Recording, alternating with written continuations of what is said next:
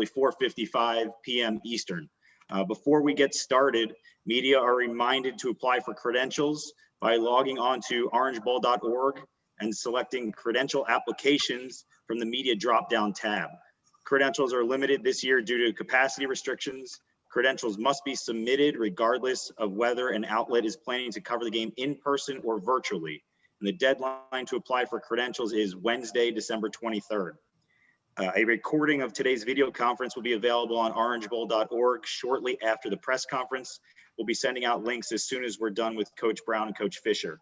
Quotes are going to be available on the website as well under the media section tab. For today's Zoom press conference, please keep yourself muted. Use the raise hand function to ask a question. I'll recognize you when it is your turn to ask a question. You can then unmute your line and identify yourself and your affiliation. This year's game will be played on Saturday, January 2nd at Hard Rock Stadium and televised by ESPN at 8 p.m. Eastern.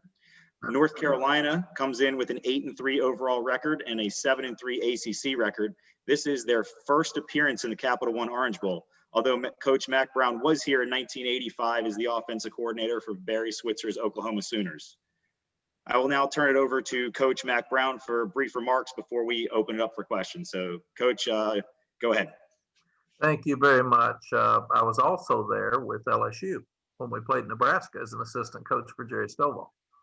So I've been involved with the Orange Bowl twice, and obviously one of the great experiences of my life, and now can't wait to come back as a head coach and let our guys experience the same thing. It's such an honor to be chosen.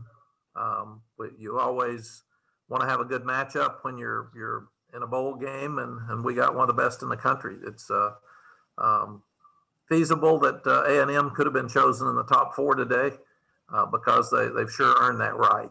And we're in a long, hard discussion last night and this morning, I'm sure. But our guys are very excited to be where we were 2 years ago to now getting to play in a January 2 Bowl in Miami in the Orange Bowl is really exciting for us. A&M's been in this neighborhood before. This is new for us.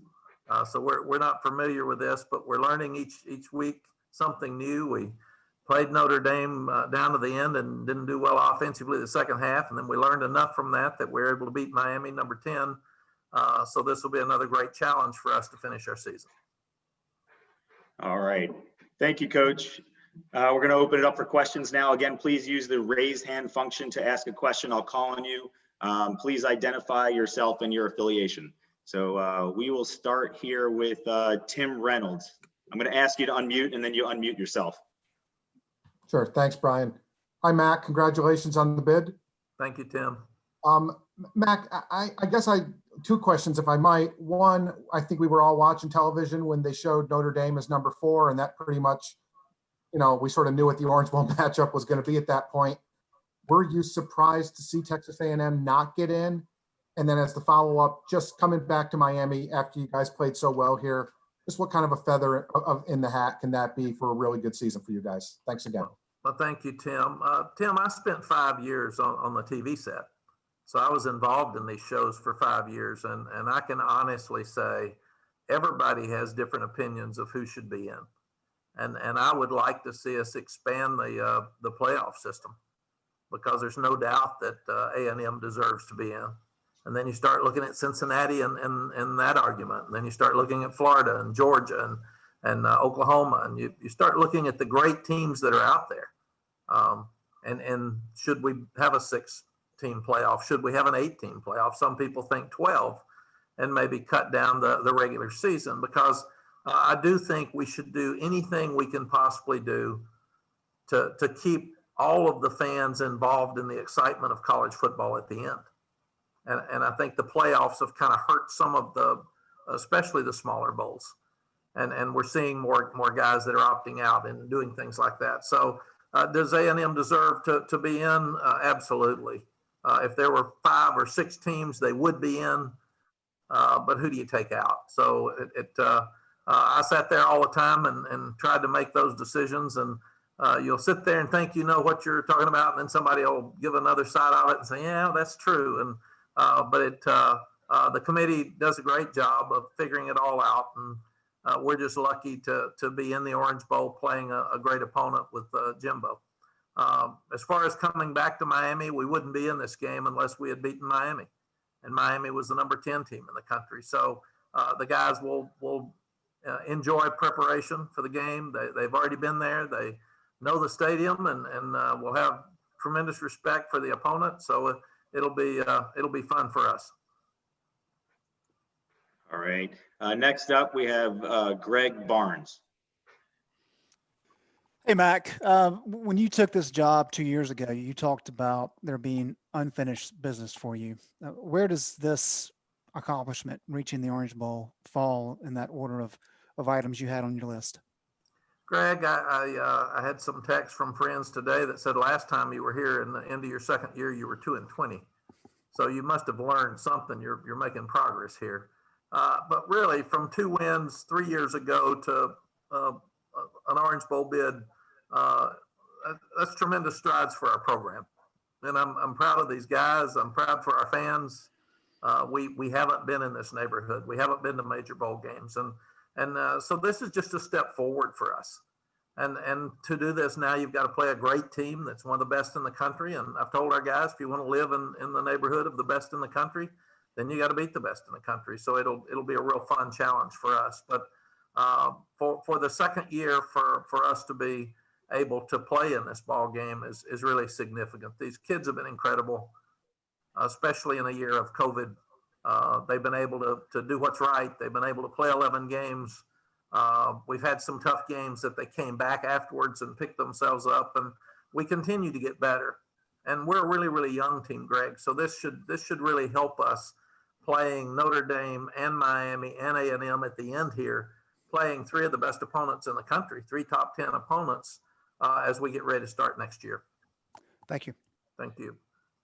All right. Next up, we have Travis Brown. Hey, Coach, how are you? Good, Travis. Hey, I know A&M is a program that you have some familiarity with in your past. When you think about A&M as a program, what are some of the things that stands out to you? Travis, are we kin to each other? Do what? Are we kin to each other? Have you got any Tennessee background? Are you? No, unfortunately not. Okay, I didn't know. Just wondering. Travis, Texas A&M is one of the best programs in the country, and I always love going to play them at College Station. I mean those fans are unbelievable. The place is as loud as any place I've ever been to coach against, and the loyalty of those fans is just amazing to me. And they're always good. And Jimbo won a national championship at LSU as an assistant. Then he wins a national championship at Florida State.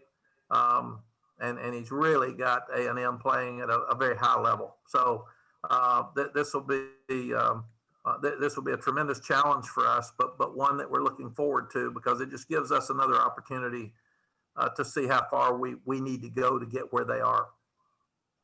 Yeah, Coach, my people are Longview people, so okay. Sorry about that. Well, Longview, Cookeville, Tennessee, there's a lot of similarities. Thanks, Coach. Thank you. All right, next up we have Bryce Kuhn. Coach, first off, congratulations on the opportunity. I know you're excited as well as the players. Thanks, Bryce. Wanted to ask you this. For the seniors that were a part of that kind of this rebuild, what does it mean for you to see these guys? They're going to be graduating or leaving. They get an opportunity to play on one of the biggest stages nationally that they've had in a long time. Talk about that and then also kind of parlay it as well for recruiting. You're hauling in some great recruiting classes. What does this do for North Carolina as a program and for those seniors? Bryce, first, the seniors could have left when I got here. They decided to stay. They fought through a year last year, and we had to win our last game last year to get to a bowl game. And then they go to the Military Bowl and they win.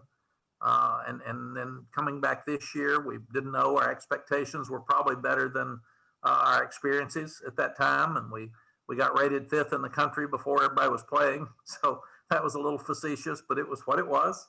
And we've been very honest with them. And then we are a team that just keeps getting better. We've gotten better and better each week. They haven't quit. They've played hard every week. When they've been behind, they've come back. So all of that is talking about senior leadership and the way that those guys have stepped up and made sure. In fact, early this summer when we had our spike in COVID, the older guys got all the younger ones together, and I didn't even know it. And they said, "We want to play.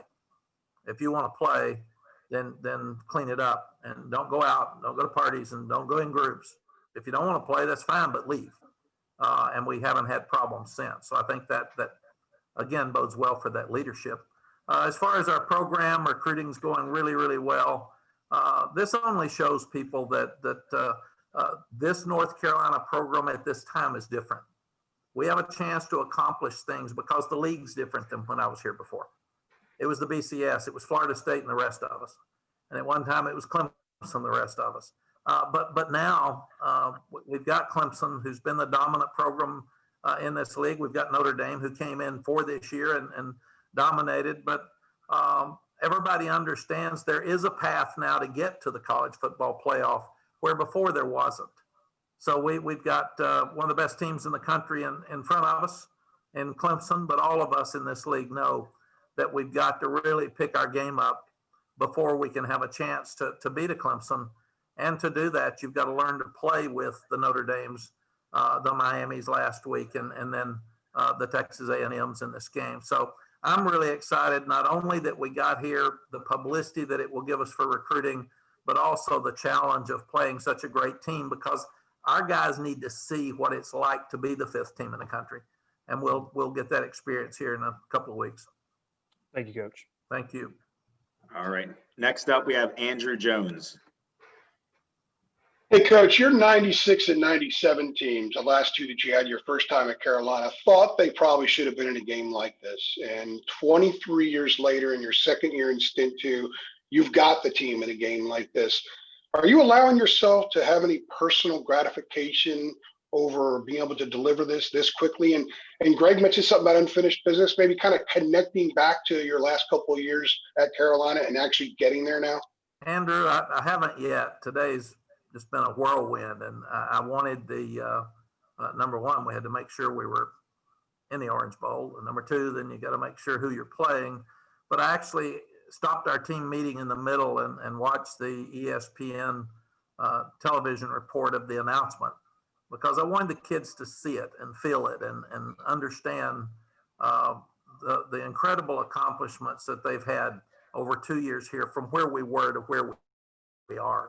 I do remember being disappointed our last year here when we were 10-1, I think, and 4th in the country, and we didn't have a chance to go to what would be considered a major bowl at that time. So this is a huge accomplishment for our program and for our team. And now we've got to play well, because we want this to be who we are. We want this to be every year and not something that's so unique for us. But as far as me personally, I've been to a lot of the great bowls. Our sports information director at Texas texted me this morning and said, "You've never been here, another box that you can check off." And I thought, nah, I've been here twice as an assistant, but never taking a team. So this will be a wonderful experience for our kids. And there'll never be a team that'll be more excited about coming to the bowl game than ours. Thank you. Thank you. Thanks. All right. We have about 5 minutes left. Next question is for Jeff Snook. Mack, just talk about, you're a Florida State graduate. Jimbo won a title at Florida State. He goes to A&M, which was a rival of yours for a long time. How often have you crossed paths with him over the years? I haven't crossed paths with Jimbo that much.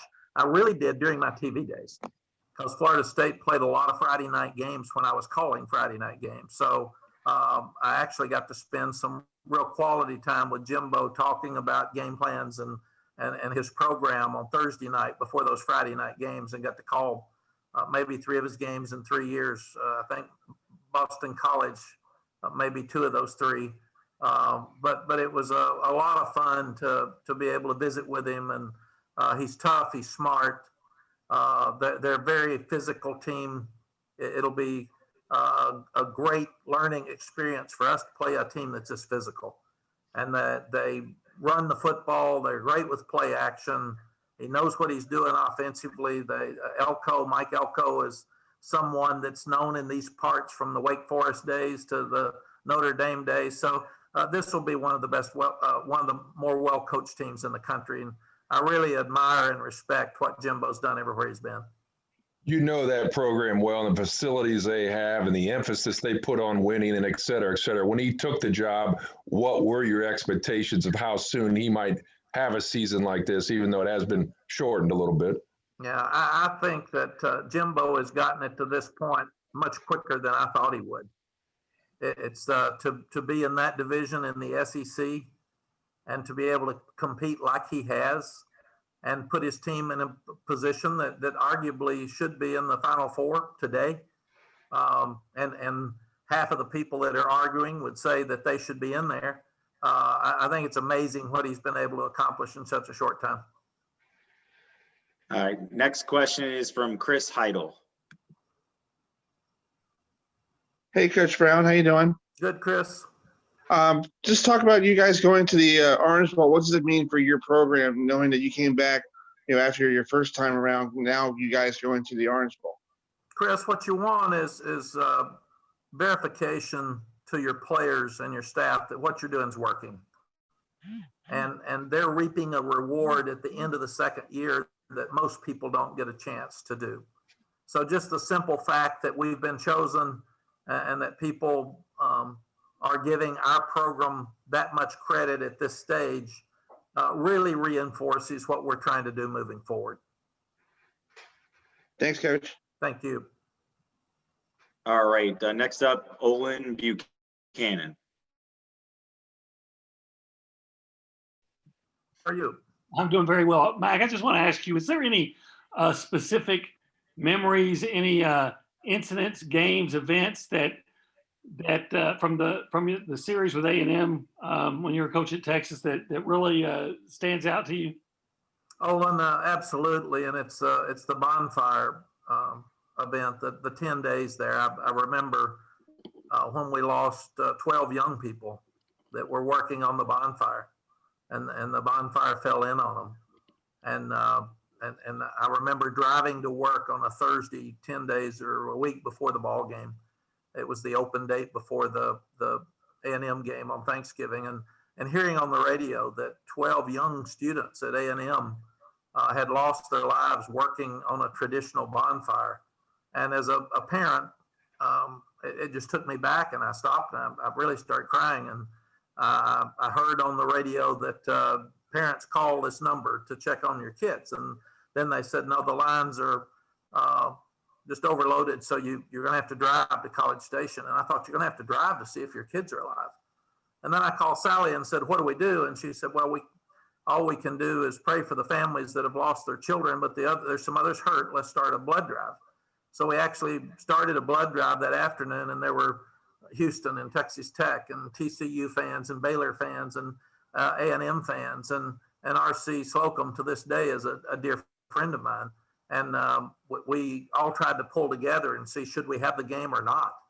And then we canceled our pep rally and had a memorial with a lot of A&M students. And then it was an unbelievable day at the game, because I thought we probably shouldn't play the game. And I told RC, whatever you all want, we'll do. And then not only did we play the game, but I think we were ahead 16-0 at halftime. They came back and beat us 21-16 and right in the end. And I thought that that's one of the few times in my life that it was probably a really good healing experience for A&M. So I'm not sure that it wasn't best for them to have won that game. But Olin, that's a memory that every year at Thanksgiving, I think about those families and those kids that were lost. All right. Well, thank you, Mack. Thank you. All right, thanks, Coach Brown. That's all the time we have for now. We'll see you down here in a couple weeks. Thank you. Thanks. Now we're going to be joined by head coach of the 5th-ranked Texas A&M Aggies, Jimbo Fisher. The Aggies come in with an 8-1 overall record and an SEC record.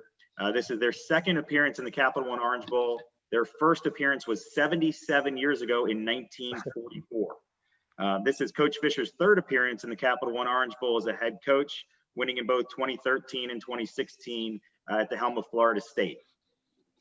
So I'll now turn it over to Coach Fisher for brief remarks before we open it up for questions. Coach? Hey, hello, everyone. It's great to be with you. Very excited to be in the Orange Bowl. That say this is one of the most prestigious and historic games in the history of our bowl games. I always remember as a child on the last day of New Year's Day of at 8 o'clock when the Orange Bowl having that last game when you watched them all day and you finished with the Orange Bowl and had the great halftime shows and the great Oklahoma teams, the great Nebraska teams that used to play in it all the time. Florida State, where I actually first saw Florida State when they played Oklahoma, loved them. The great Miami games with all those games and the history, and to be a part of it again, been able to be blessed to be able to do it twice. It's one of the most well-ran, classy games that you can be a part of. Very excited for A&M to be back 77 years ago. I'll have to ask my mom. She's 84, so I'll have to ask her if she remembers that and see if that's okay. I don't quite remember that. I'm getting up there. I'm not that old yet, but great to be back. Great to, get A&M brand across the country and be in any other games and be in the Orange Bowl and the Classic and be a part of that great history and tradition is a great honor. We're really happy and excited to be in the game and play a great opponent in North Carolina. And like I say, having Mack Brown, who I think is one of the great coaches in college football and probably end up being a Hall of Fame coach and won his national championships in 250, 60 games, however many he's won.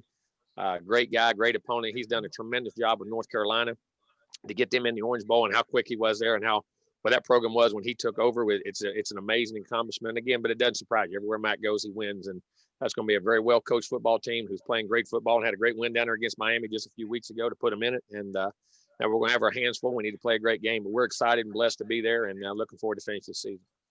Questions? All right, we'll go ahead and we'll start with Tim Reynolds again. Go ahead, Tim. Jimbo, I would say congratulations, but it just seems so awkward today. And having been at both of your Orange Bowls, haven't heard you talk about them in the past. I know what the game means to you. Well, what is the level of frustration today, Jimbo, that you're feeling? I mean, there's no frustration. We're excited to be going to the Orange Bowl. We're in a New Year's Six game. We're in a New Year's Six game against a great opponent, and we're very happy to be there. And there's no frustration at all. Max said that he thought that you guys belonged in the playoff. How appreciative, I guess, were you to hear him share that sentiment? Well, especially from somebody who knows football as well as Mac does, and one of the great coaches. But that's this world we live in. I mean, you get in, you get out, and you got to move on. You go to the future, and listen, we got an opportunity to play in the Orange Bowl. That's like I said, one of the great games of bowl games in the history of this game, and having the tradition to be another part of that game and play a great opponent like North Carolina and have Mac as one of the great coaches in college football. I think it's a great matchup for us, and it's a great opportunity for us to continue to grow and build our brand and build our program to where we want it to go. Thank you, Jimbo. All right. Next question is from Chuck Carlton. Go ahead, Chuck. Yeah, Jimbo, I know you've moved on, but I know some of your players expressed and your staff even expressed disappointment with the coming in fifth to CFP. I was just curious your thoughts about that, how that played out the last 24 hours. Well, no, it wasn't. It's like having a bad play. You get disappointed for a minute and then you play the next play. I mean, you move on. That's life. We've had a great opportunity. We've had a great year. We've done great things, and we put ourselves in a position to be in it, but we weren't. So now it's time to move on, and we're not. You wanted to be in it, but at the same time, we're in the Orange Bowl, man. We can progress, keep going, doing what we're doing, and everybody does that. But our players have moved on. They were excited when we announced that we were able to play in the Orange Bowl. They were very excited, knowing that A&M hadn't been there, and I couldn't tell them how many years. Now I know it's 77. I know it's pre-World War II, so or somewhere in that range, right in there. So it was pretty good. All right, next question's from Sam Kahn. Go ahead, Sam. Hey, Jimbo, I'm curious if you had any power, any say in it, what would you change, if anything, about the selection process in the college football playoff? Oh, I mean, listen, you got great people on who do a great job. You can complain about every selection that's made. It's like, all right, who complains about every call I make? Well, we should have ran the ball. We should have thrown the ball. We should have done this. We should have done that. I mean, that's life. I mean, those people do a great job. They spend all year doing it. They gather the information. They do one heck of a job, and they came to conclusion and did it. I wouldn't change anything. Okay, next question is Zach Braziller. Go ahead, Zach. Jimbo, Mack had just talked about expanding the playoffs to 6 teams, to 8 teams. What are your thoughts on that? And this year, you've seen a lot of other sports kind of with all the uncertainty going on, adding teams to the playoffs to, for fan engagement. Would that have been something you think would have been a smart decision for college football? You know, I've said this and I said it the other day, and it's not because we were fifth right now, but I think the playoff does need to get expanded because you're not encompassing all the conferences. You're not encompassing all the things. And listen, you can't, it's hard to judge strength of schedule. You're not crossing over who you're playing, what you're playing, getting a non-Power 5 team in there to a Power 5 team. There's so many things. The only way you're going to find out is expand the playoffs. Now, I'm a traditionalist, and I never thought I would ever say that. I really didn't because I love the bowl games, the history. I think it took away from the nostalgia of our game. And then what Orange Bowl means, what the Sugar Bowl means, what the Fiesta Bowl means, what the Cotton Bowl means, what the Peach Bowl means, what the old Blue Bonnet Bowl. I mean, whatever they are. I mean, although all those games, I'm a true traditionalist in that. But I just think today's times and the changes we've made, I never thought it would come out of my mouth like this, but we do. And I think it matters to kids, matters to people. And there's no easy way to judge this thing and get it as fair. And it may not always be, but I think if you expand it more and include the bowl games in it, I think you have to going in the future. And I truly believe it's got to happen. Our next question for Jeff Snook. Go ahead, Jeff. Hey, Jimbo, just if you look at the history of college football back to 98, the top two teams of BCS, now the last 6 playoff years, the one team that was 5th or 3rd that got left out, they went one of two ways. They were flat, their heads were somewhere else, were disappointed, or they were extremely motivated and took it out on the other team. How do you keep your team in the latter as opposed to the former there? You know, I hope we're neither. I don't hope we're motivated. I don't hope we're mad. I hope we're doing our job as a football team and what we want to do and accomplish as a program, because that's what we do at A&M. It's to play great football when the next game steps up, whatever the circumstances, whatever the consequences. You always you can create a chip on your shoulder. You can create all, but if those are the real reasons you have to motivate yourself to play, your program's not where it needs to be. I believe that. I think it's the next game, it's the next play, it's the next situation, whatever it may be, you handle it and move on, because that's what you do as a human being, and you move on in life. I know, hopefully we're neither one. I hope we're just ready to play a very good North Carolina football team. Is a very well-coached team I have a lot of respect for, and that we do our job and play our best game. All right, next question for Andrew Jones. Go ahead, Andrew.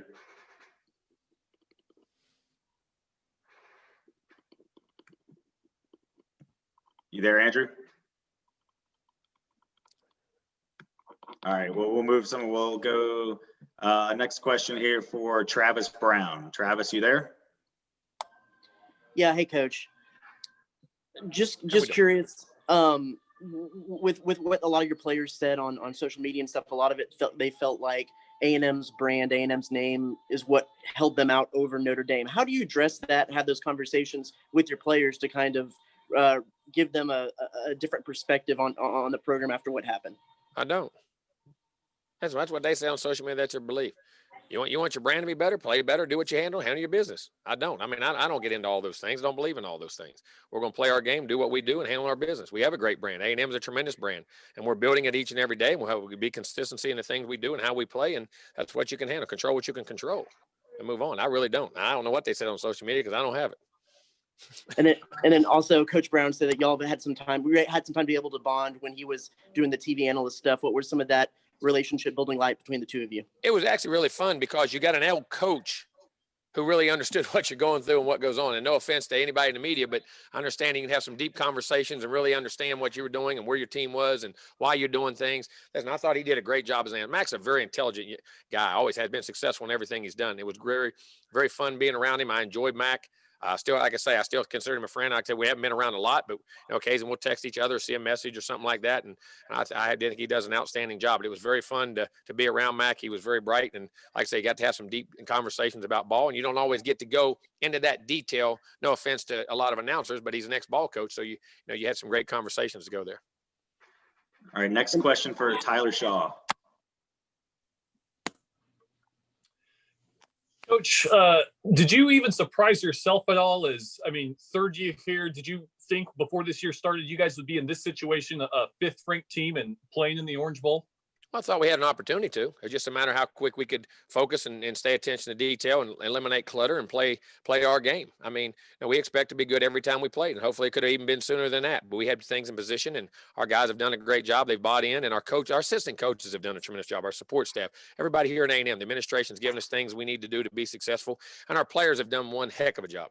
This is a tremendous football team with great leadership who has done a great job with our young players, old players, and sending the message and selling the message of what we do, especially during this year with so much turmoil going through and so much change in our life and so much up and down. It's remarkable what they've done, but it doesn't surprise me because, listen, people are amazing when they want to be. When there's an urgency to do things, it's amazing what people can do. We've had the ability, and they're doing it now. All right, thanks. Next question for Chris Heidel.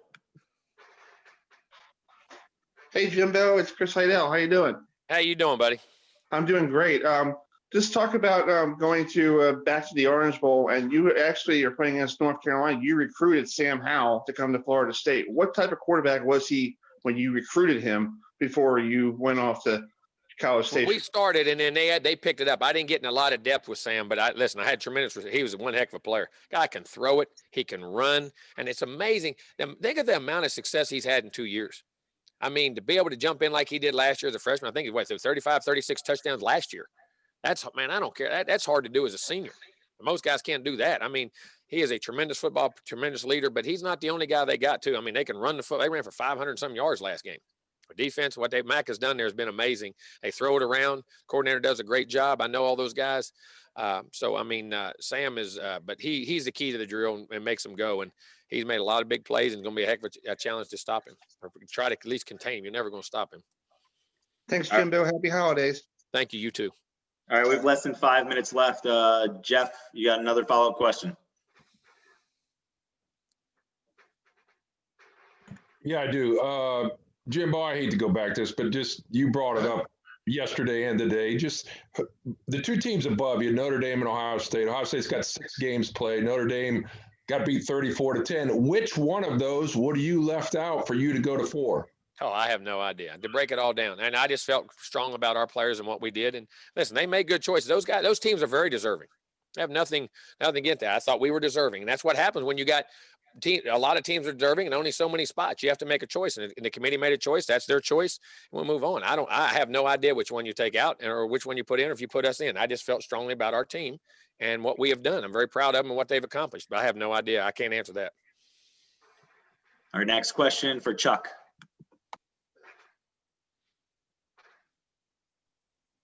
Jimbo, I was just curious with what you've gone through, being in that discussion as this played out and being in a New Year's Six Bowl, the Orange Bowl, what does this do for your program in year 3 and going forward?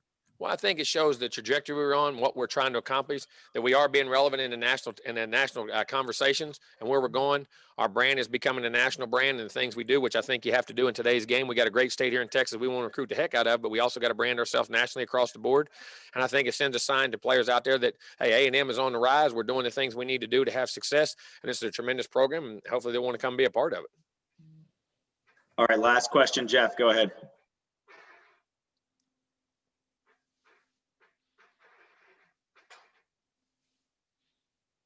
Didn't know my hand was still raised. I apologize. So you don't? Okay. Take my hand down. Okay, sounds good. So it looks like that's all the questions we have. Thanks, Coach Fisher. We appreciate it. We'll see you in South Florida in a couple weeks. Thank you, gentlemen. Everybody have a Merry Christmas. Thank you very much. All right, well, that concludes today's press conference. Just as a reminder, don't forget to apply for credentials on orangebowl.org before the deadline this Wednesday, and we will be sending out today's transcripts shortly. Thank you. Enjoy the rest of your evening. Thank you.